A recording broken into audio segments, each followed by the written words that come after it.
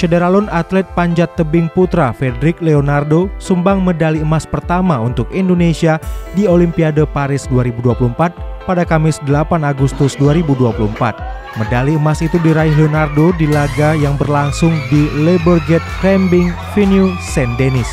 Di pertandingan final, Fredrik Leonardo finish tercepat dengan 4,75 detik atas lawannya Wu Peng asal Tiongkok dengan 4,77 detik. Dengan keberhasilan Fredrik meraih emas, Indonesia kini naik ke posisi 46 dalam daftar klasmen perolehan medali Olimpiade Paris 2024. Saat ini Indonesia berada di posisi 46 dengan raihan 1 emas dan 1 perunggu. Sebelumnya medali perunggu Indonesia disumbangkan oleh Gregoria Mariska dari cabang olahraga badminton sektor tunggal putri. Adapun untuk negara ASEAN yang berada di urutan teratas perolehan medali masih dipegang Filipina.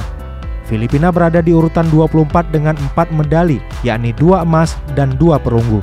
Lalu disusul Thailand yang berada di urutan 31 dengan 1 emas, 2 perak, dan 2 perunggu. Sementara di posisi puncak dihuni oleh Amerika Serikat dengan total 94 medali, terdiri dari 27 perak, 35 emas, dan 32 perunggu.